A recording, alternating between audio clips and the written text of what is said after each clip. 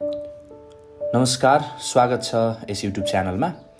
आज हामी नेपालको एक ऐतिहासिक, धार्मिक र सांस्कृतिक धरोहर पशुपतिनाथ मन्दिरको बारेमा केही चर्चा गर्नेछौँ।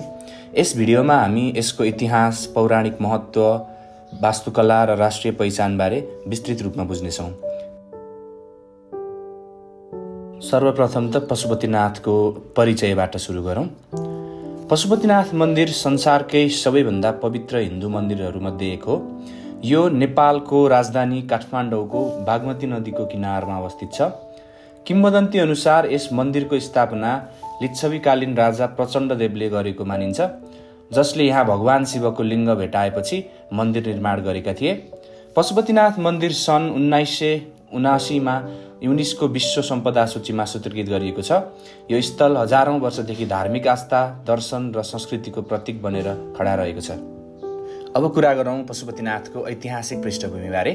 पौराणिक र ऐतिहासिक दुवै दृष्टिकोणले पशुपतिनाथ मन्दिरको उत्पत्ति निकै प्राचीन मानिन्छ। किम्वदन्ती अनुसार लिच्छवीकालीन राजा प्रचण्डदेवले भगवान शिवको लिङ्ग भेटाएपछि यहाँ मूल मन्दिरको निर्माण गर्नुभएको थियो। पछि विभिन्न मल्ल राजाहरूको पालामा यस मन्दिरको पुनर्निर्माण गरेको मानिन्छ। यो स्थल प्राचीन कालदेखि नै भक्ति र तीर्थयात्राको केन्द्र रहँदै आएको छ। अब बुझौँ पशुपतिनाथको पौराणिक महत्त्वबारे।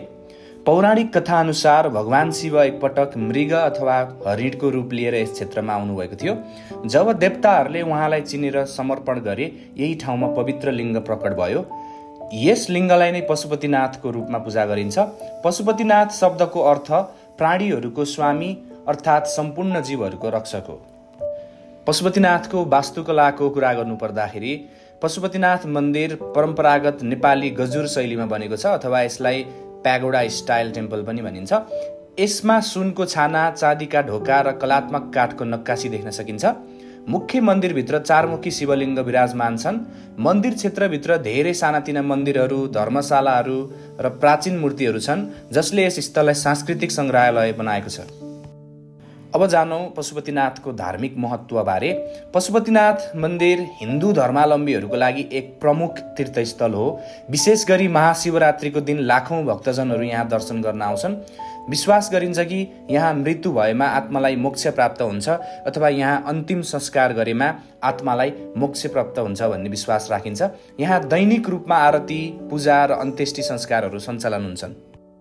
पशुपतिनाथको सांस्कृतिक र राष्ट्रिय प्रतीकको बारेमा कुरा गर्नुपर्दा यस मन्दिर केवल धार्मिक केन्द्र नभई नेपालको सांस्कृतिक र राष्ट्रिय पहिचानको प्रतीक हो। यसले नेपाली समाजका चाडपर्व, मृत्यु संस्कार र परम्पराहरूमा गहिरो प्रभाव पार्दछ। प्रत्येक वर्ष देश विदेशबाट लाखौं पर्यटकहरू यस मन्दिरमा दर्शन गर्न आउँछन्। यस मन्दिरको संरक्षण र आधुनिक सन्दर्भको कुरा गर्नुपर्दा सन् 2015 अथवा विक्रमसम्म 2072 सालको विनाशकारी भूकम्पमा पनि यस मन्दिर सुरक्षित रहन सफल भयो। युनेस्को र स्थानीय संस्था मिलेर यसको पुनर्संरचना र संरक्षणमा काम गर्दै आएका छन्। यद्यपि मन्दिर अहिले जनघनत्व, प्रदूषण र आधुनिकीकरण जस्ता चुनौतीहरूसँग जुधिरहेको देख्न सकिन्छ। अब हामी पशुपतिनाथको निष्कर्षतर्फ लाग्दैछौँ। पशुपतिनाथ केवल मन्दिर मात्र होइन, यो आस्थाको जीवित प्रतीक हो। यसले नेपालका इतिहास, धर्म र सांस्कृतिक सम्पदाहरूलाई जीवित राखेको पाइन्छ। यो स्थल हाम्रो अतीत, वर्तमान र भविष्यलाई जोड्ने एउटा सेतुको रूपमा मानिन्छ। पशुपतिनाथ मन्दिरको शैक्षिक भिडियो आज यहीँ अन्त्य हुन्छ। यदि तपाईँलाई जानकारी उपयोगी लाग्यो भने कृपया लाइक, सेयर र सब्स्क्राइब गर्न नबिर्सिनुहोस्। फेरि भेटौँला अर्को रोचक विषयमा। जय पशुपतिनाथ।